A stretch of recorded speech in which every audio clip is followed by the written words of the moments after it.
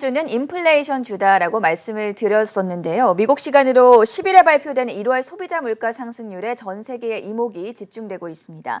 이번 결과에 따라서 미국 경기와 금리 그리고 3월 FOMC에 대한 세 가지 시나리오가 예상되고 있는데 오늘은 이 내용에 대해서 알아보도록 하겠습니다. 한국경제신문의 한상춘 논설위원과 함께합니다. 어서 오세요. 네, 안녕하십니까? 네, 어제 오늘은 모처럼 거의 모든 국가들의 증시가 올라서 오늘만 같아라라는 얘기가 나왔습니다. 배경을 어디서 찾아볼 수 있겠습니까? 우리가 지난달 20일 전후에서 세계 증시가 페드 회의 전후서부터 굉장히 요동을 쳤는데요. 그때도 많은 분들의 이렇게 문의사항 중에 그래도 주식시장에 머물러 있어야 되지 않느냐. 네. There is no alternative, TINA라는 이런 말씀을 드렸었는데요. 아마 그런 것이 지금 전 앵커의 모두 발언에서 오늘만 같아라 하는 이런 얘기가 가장 시청자분한테 귀에 아주 쏙 들어오는 이런 날이 오늘이 아닌가 생각합니다. 그래서 시청자분은 왜 1년 만에 오늘만 같아라는 얘기가 나왔을까 하는 것을 전 세계 증시가 우리 정영국 PD께서 전 세계 증시의 어제 오늘 모습을 한번 보여드리겠습니다. 전부 올랐죠? 그러네요. 우리 증시에 영향을 미치는 주요 국가들은 전부 올랐습니다. 아마 유일하게 떨어진 것이 아르헨티나. 요새 상장이 다시 디폴트 우려가 제기되는 네. 이런 상황이고요. 그다음에 아시아 국가 중에서는 아마 인도네시아가 기술적 문제로 인해서 좀 떨어진 거를 제외하고는 거의 모든 증시가 어제 오늘을 걸쳐서 1년 만에 오르다 보니까 빨간 것 오늘만 같아라 이렇게 나온 게 아닌가 생각합니다. 특히 미국 증시 관련해서 오늘은 미국 증시가 3대 지수가 비교적 큰 폭을 올린 데는 3대 호재들이 나타났다 이렇게 보시면 됐습니다. 일단 관심이 되고 있는 아까 신인기 특파원이 이제 현지는 지금 9일입니다. 우리는 지금 10일 날이지 그렇죠. 않습니까? 그래서 시점상에서 보면 우리 시간으로 오늘 저녁에 될 거렇게 보이는데요. 일단 가장 관심이 되는 게 1월 미국의 CPI 상승률이 되겠죠. 여기에 조심스럽게 피크 아웃런. 그래서 국채금리가 상당히 좀 안정세를 찾고 있습니다. 장막판에 조금 이렇게 올라가긴 했습니다는 안정세, 매직 넘버 2%를 앞두고 굉장히 안정세를 보였던 것이 3대 지수를 끌어올렸던 첫 번째 요인이다 이렇게 보시면 되겠고요. 그리고 역시 최근에는 미국 증시도 유럽 증시에 많이 영향을 받고 있습니다. 국채금리도 유로 금리에 많이 영향을 받고 있다는 것은 아마 시청자 여러분한테 진단해 드렸는데요. 어느 시청자분이 미국이 유럽을 영향을 주지 않느냐 하는데 그렇지는 않습니다. 최근에는 우크라이나 문제 때문에 유럽의 국채금리가 미국 국채금리, 그 다음에 ECB의 정책이 페드의 정책, 그리고 오늘 같아서는 사실 유럽 증시가 강하게 반등했던 것도 미국 증시가 장 초반에 주가를 끌어올렸던 배경이다 이렇게 보겠습니다. 그런 관점에서 왜 유럽이다 할 때는 지금 유럽이 지금 당면한 문제가 지정학적 위험이죠. 그렇죠.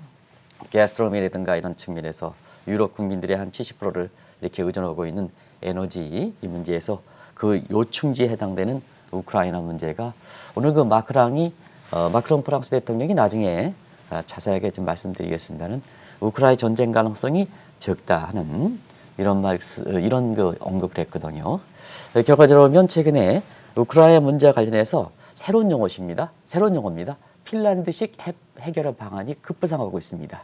이런 것이 지정학적 위험을 완화시키면서 사실 유럽 증시가 오르고 그 다음에 미국 증시에 영향을 줬다 이렇게 보겠습니다. 그리고 아까 신인기 특파원께서 펠로톤인가요? 요 이제 주식에 대해서 갑작스럽게 얘기한 게 있습니다. 네. 여기에 왜 관심일까 하는 측면에서는 지금 전 세계가 오미크론이 사실 감기보다 못하다 하는 이런 얘기가 되면서 탈마스크, 경제활동이 중요하지 않느냐. 탈마스크 움직임이 되면서 포스트 코로나가 아니라 포스트 팬데믹에 대한 기대가 오늘 뉴욕 증시에 작용했다 이렇게 보겠습니다.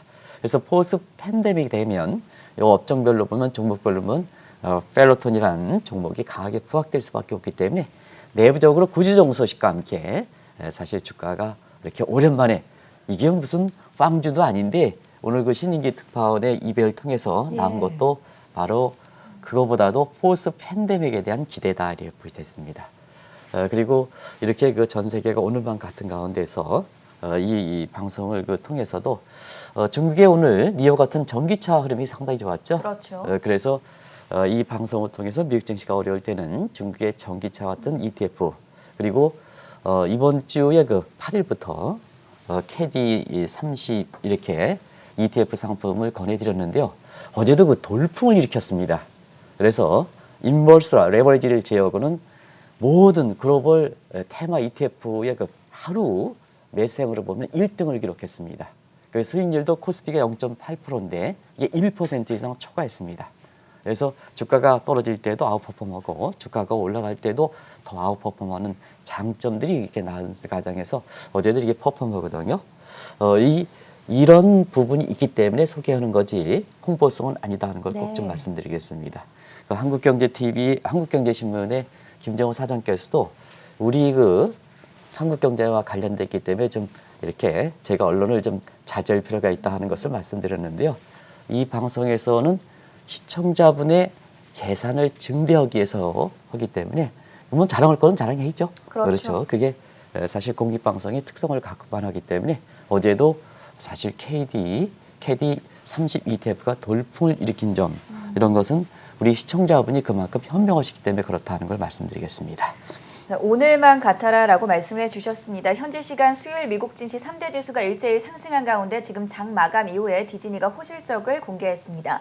매출이 218억 달러로 집계되면서 예상을 웃돌았고요. EPS 역시 예상을 웃도는 좋은 실적을 공개했습니다. 여기에 디즈니 플러스 구독자 수도 예상을 웃도는 호실적을 공개하면서 현재 디즈니 주가 시간의 거래에서 8.3% 급등하고 있습니다.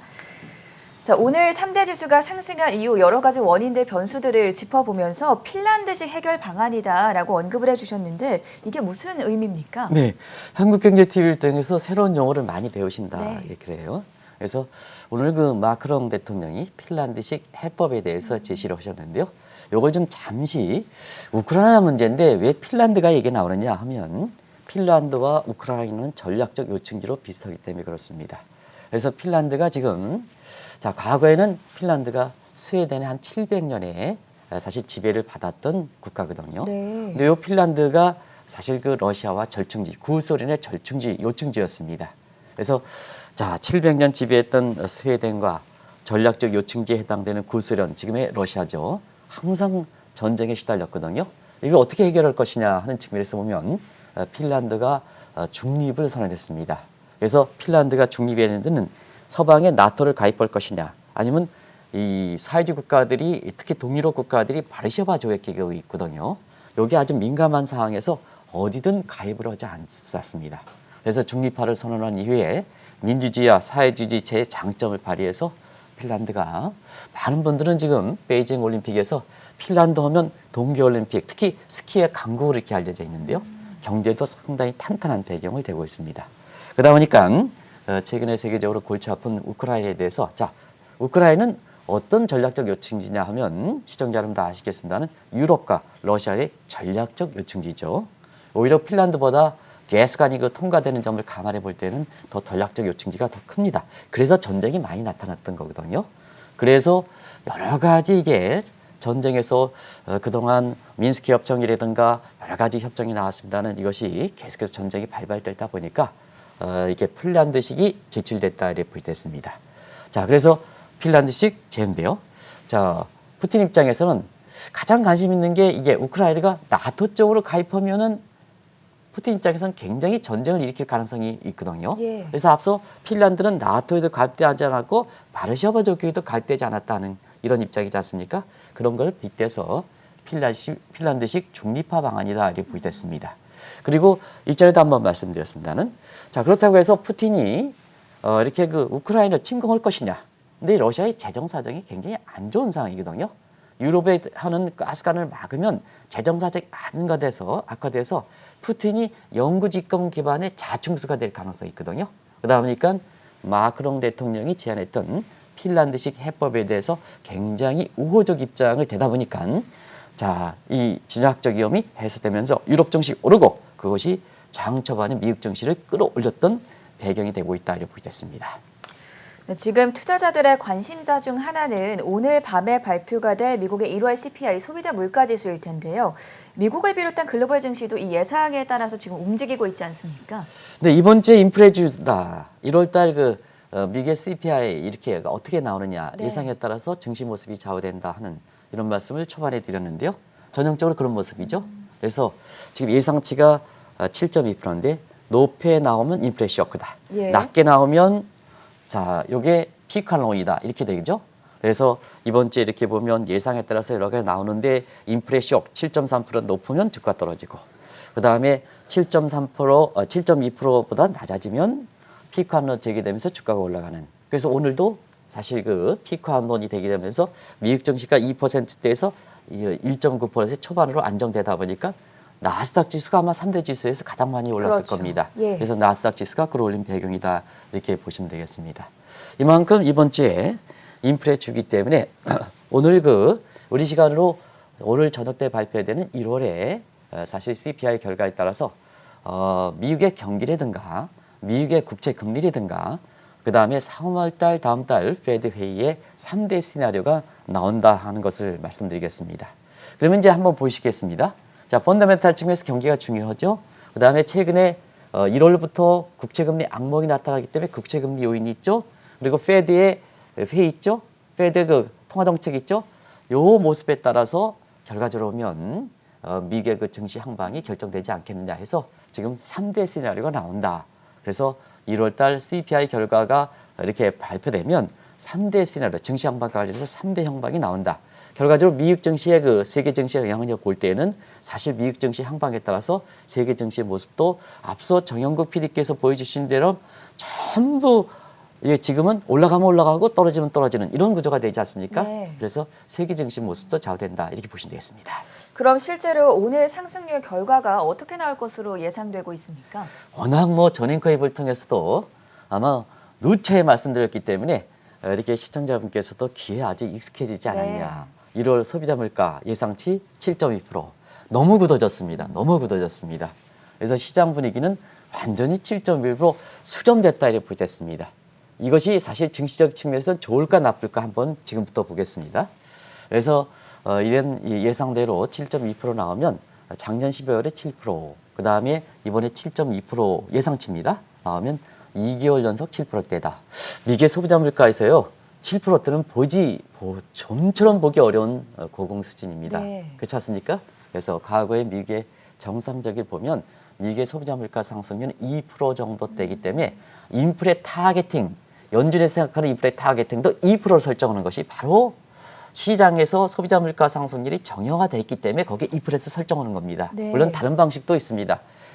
테일러 방식이라든가 신테일러 방식이라든가 이런 쪽에서 적정 그 금리를 산출해서 거기에 해당되는 물가하는 그런 경제 공부를 하시는 분은 그런 쪽으로 이렇게 산출하는 측면도 있습니다는 시장에서 그동안 소비자 물가 상승 2% 정착됐기 때문에 인플레 타겟팅에서 2% 이렇게 때려버린 거거든요.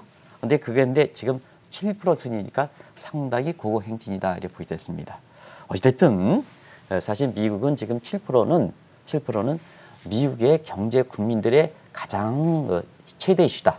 그만큼 경제 고통을 급증시키기 때문에 그렇다 이렇게 보여졌습니다. 자, 한 번 말씀드렸습니다는 지금 미국도 임금 상승률이 굉장히 높게 올라가고 있습니다. 미국의 임금 상승률이 5%대입니다. 전문직. 일반적으로 보면 3%대인데요. 전문직은 지금 IT라든가 이런 수요가 증가하기 때문에 굉장히 임금 상승이 높거든요.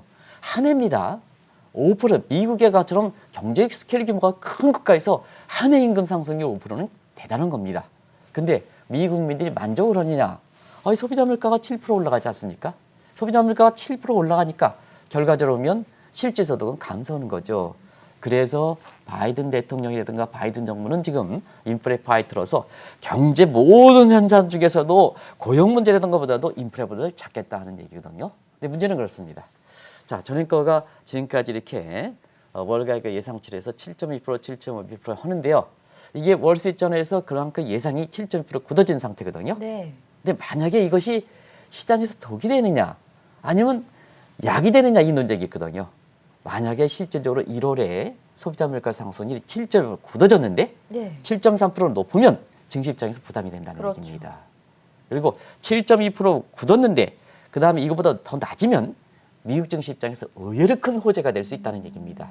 그래서 오늘 소비자 물가 상승률 앞두고 너무 다른 데와 달리 1월에 소비자 관심이 되고 7.1% 굳어지다 보니까 월스트리트저널의 예상치가 월가의 이렇게 시장 참여들 현지 분위기에 연결해 보면 직접 통화를 해보면 독이 될 것인가 악이 될 것인가 이게 또 다른 논쟁거리가 되는 것도 아마 주목하실 필요가 있다는 걸 말씀드리겠습니다. 7.2%를 꼭 기억해두고 오늘 밤 결과를 지켜보도록 하겠습니다. 세 가지 시나리오를 하나하나 좀 풀어가 볼 텐데요. 먼저 미국 경기에 대해서는 어떤 시각이 나오고 있을까요? 일단 미국 경기는 지금 1월서부터 지표가 안 좋죠. 네. 우리가 이제 누차에 한국경제TV를 통해서 빠르게 글로벌 그렇게 팀들이 현지에서 속속들이 발표한 게 전해지지 않습니까? 예. 그래서 그 내용은 좀 생략하고 전체적으로 보면 지금 올해 들어서 이렇게 가장 처음에 나온 것이 IMF의 중간 전망 아니겠습니까? 그래서 미국 경제 성장률이 작년에 올해 성장률 5.2%보다 지금 똑같은 성장률인데 4%로 떨어졌습니다. 이게 이제 그런데요. 자, 이게 IMF에서 1월 전망 4% 올해 성장률도 이게 지켜지겠느냐 하는 측면에서는 IMF의 중간 전망 이후에 나왔던 부가가치와 관련된 이런 단기 지표들 보면 더 악화된 거로 나오기 때문에 3월 수정 전망치가 나오죠. 페드가 아마 4% 지키기가 좀 어렵지 않겠느냐. 자, 그러면 물가 경기와 관련해서 오늘 소비자 물가 상승률에 어떻게 결과가 나와서 미국 경기 보면 세 가지 시나리오가 나오는 겁니다. 그럼 한번 보겠습니다. 자, 미국 경기가 이렇게 돌아다니는 상태에서 7.2%보다 높게 나오면 미국 경기 스태그플레이션 가능성이 나오는 거죠. 자, 경제 성장이 떨어지는데 물가가 올라가는. 네. 그래서 어제도 한국경제학교에서 서울대 이렇게 교수께서 한국경제 스태그플레이션이 우려된다 해서 오늘 한국경제신문에 크게 이렇게 나오고 있는데요. 미국도 만약에 경기가 둔화되는 가운데 7.2%가 워낙 굳어졌기 때문에 7.3% 이상으로 나오면 스태그플레이션 우려가 이렇게 나온다 이렇게 보겠습니다.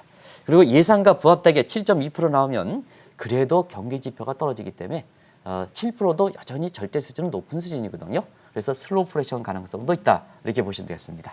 근데 만약에 7%를 하회한다면 가능성이 적지만 이거는 골디락스 얘기도 나올 수 있다 이렇게 보시면 되겠습니다.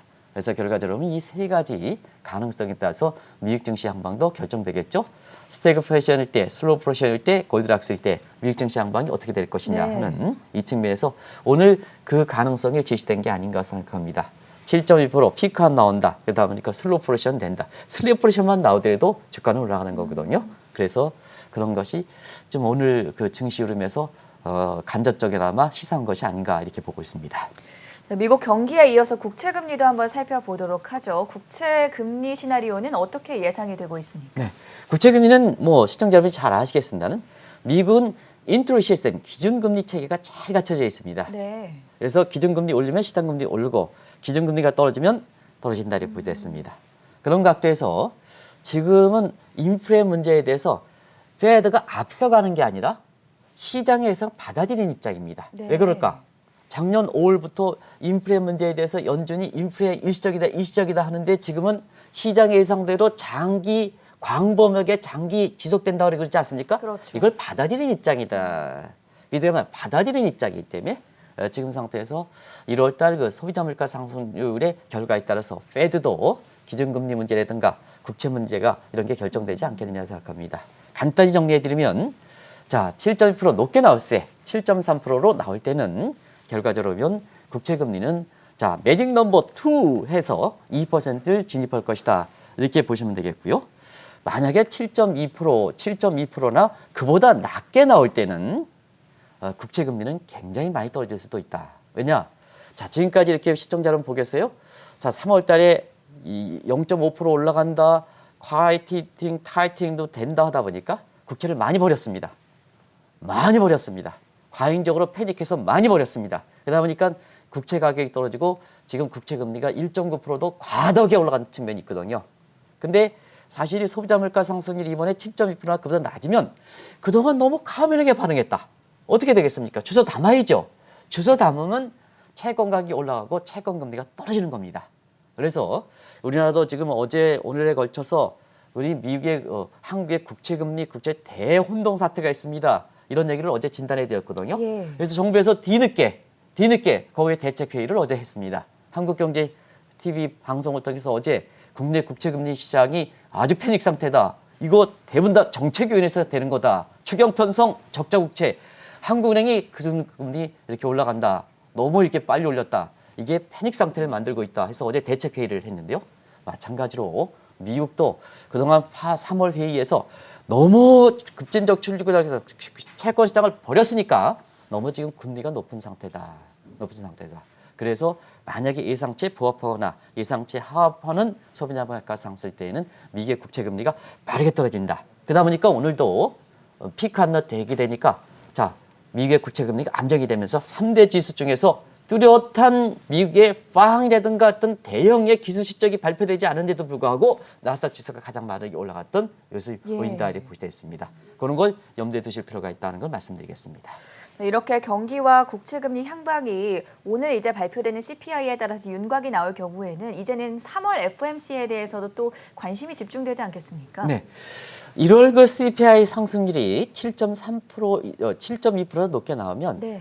3월에 경우에 따라서는 빅스텝에서 우리가 이제 금리를 이렇게 인상하는 방법은 베이비 스텝, 그다음에 노멀 스텝, 그다음에 빅스텝이라고 말씀드렸죠. 예. 베이비 스텝은 0.25% 밑으로 될 때 0.1, 0.2. 그다음에 노멀 스텝은 0.25% 변경하는 거. 빅스텝은 한 번에 2번 이상. 그래서 5.5% 이게 빅스텝이 해당되는 거죠. 그런 측면에서 3월 달에 이번에 1월 달 소비자 물가 상승이 될 때에는 3월 회의에서 보면 대체로 7.3% 이상이 나오면 빅스텝 0.5%포인트 정도 이렇게 올라갈 가능성이 있다. 네. 근데 예상치에 부합하는 7.2%라든가 이렇게 될 때에는 결과적으로 보면 사실 0.25% 금리를 올리고 그리고 QT 문제, 소위 양적 기축 문제는 단행하지 않는다 이렇게 보이됐습니다. 이런 문제인데요. 자, 오늘 신인규 특파원께서 이렇게 지금 오늘 브레이크아웃 기간에 발표했던 사람이 아주 강경 매파에 해당되는 사람이 오늘 이렇게 3월달 회의에서 0.5%의 금리 인상 가능성은 적다 이런 말씀을 하셨거든요. 결과적으로 소비자 물가 상승률에 대해서 간접적인 데이터를 알고 하는 입장에서 보면 0.5% 가능성이 적다 보니까 또 QT 문제는 가능성이 추진하지 않다 보니까 증시가 올라가는 배경이다 하는 걸 말씀드리겠습니다. 그리고 또 한 가지 나온 배경인데요. 자, 금리를 계속해서 올리느냐? 스텝 바이 스텝. 그러면 3월에서부터 계속해서 올린 다음은 6차례, 7차례가 나오는 거거든요. 네. 이렇게 갈 것이냐? 그러면 계속해서 하면 7회 문제가 나오는 거죠. 그 스텝 방식이냐? 하면 자, 3월달 올리고 전도표가 나온 6월달 올리고 그다음에 9월달 올리고 12월달 올린다. 하면 4차례가 되는 거죠. 그런 측면에서 지금은 사실 스텝 바이 스텝에서 고 스텝 방식이냐 하면 고 스텝 방식으로 3월, 6월, 9월, 12월 이렇게 해서 사실 7회라든가 8회에 대한 그런 완화는 줄어들다 보니까 결과적으로 보면 주가가 올라간다 이렇게 보게 됐습니다. 자, 지금 1월 CPI 결과를 앞두고 경기와 국채금리 그리고 3월 FOMC와 관련해서 다양한 의견이 나올수록 사실 연준 인사들의 발언이 중요한데 요새는 그래도 좀 조용한 분위기죠? 아주 조용하죠. 왜냐하면 3월 회의에 관심이 되고 시장에 혼란이 있으니까 가이드 역할로는 블랙아웃 기간에 해서 연준 의사들이 자꾸 나가라고 하는 이유는 뭐냐. 시장이 혼란 상태에서 가이드 역할을 하기 위해서 하는 입장이거든요. 네. 근데 정작 뭐냐. 시청자분이 문의사항이 있어서 그렇거든요. 이렇게 중요한 때는 과거에는 그냥 얘기했던 사람들이 왜 안 얘기하느냐 하면 그거는 왜 그러냐 하면 지금은 사실 청문회가 다 끝났습니다. 그래서 임명 절차가 공식적으로 임명하기가 직전이거든요. 그래서 2월 15일 날 청문회 마친 사람들이 승인 일괄 처리가 되거든요. 그러다 보니까 청문회 마쳤지만 이 사람이 뭐냐. 저 사람 레스퀸이라든가 브레이너라든가 쿡이라든가 제퍼슨이 공식 임명 전이기 때문에 당신들이 뭐냐 공식 임명의 전이니까 아직 이 사람들이 공식 타이틀을 갖고 있는 사람들은 아니거든요. 그렇기 때문에 발언을 자제하는 거다 이렇게 이제 보시면 되겠습니다. 또 한 가지는 페드는 항상 시장을 안정시키는 기능이 있다고 보게 됐습니다. 혼란하면 자 지금 뉴노멀 사태이기 때문에 페드 의사라 하더라도 인플레 문제라든가 작년에 인플레 논쟁에서 봤습니다는 누구 하나 지금 확실하게 얘기할 수 있는 상황은 아니거든요. 그래서 뭐냐 페드가 브레이크아웃 기간에 종료 이후에 나선다 하더라도 본인이 신뢰가 높을 때는 이게 이제 나서는데요. 자 페드도 지금 신뢰 문제에서 신뢰 문제에 봉착돼 있지 않습니까? 그러면 이렇게 경우에 따라서는 페드 인사가 되면 시장의 혼란을 더 이렇게 초래할 가능성이 있거든요. 그래서 자제하는 분위기. 그래서 두 가지 요인입니다.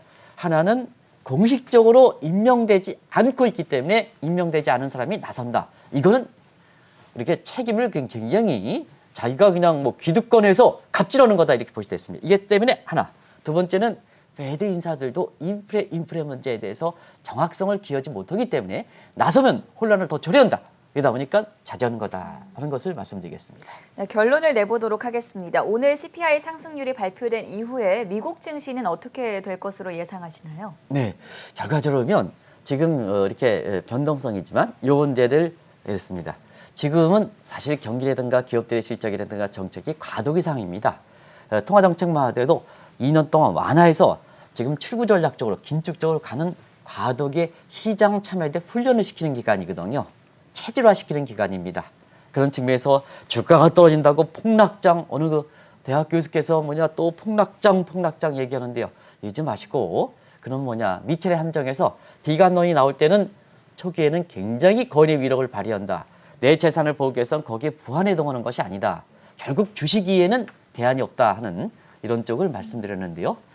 그래서 지금 이렇게 333 원칙, 344 원칙 그거 다 아시죠? 네. 현금을 갖고 지금 이렇게 지켜보실 필요가 있다. 그러나 금리가 인상하고 그런 측면에 채권은 안 되는 거고 인플레일 때 현금 같은 경우도 그렇게 많이 가져가면 안 되는 거고 그다음에 부동산 문제도 지금 꺾이고 있지 않습니까? 꺾이는 문제 이렇게 될 땐 주식이 대안이다. 변화에 맞춰서 그의 포트폴리오만 강구하면 된다. 이렇게 이제 보시면 되는데요. 한 가지 말씀드리면 페드는 기본 목표가 경기가 증시라든가 금융시장을 안정시키는 기능입니다.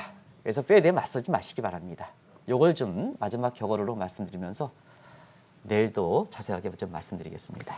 네, 오늘 밤에 발표되는 미국의 1월 CPI 상승률 과연 7.2%를 웃돌지 밑돌지 혹은 부합할지 시청자분들께서도 함께 지켜보시면 좋을 것 같고요. 지금까지 한국경제신문의 한상춘 논설위원과 함께했습니다. 대단히 고맙습니다. 고맙습니다.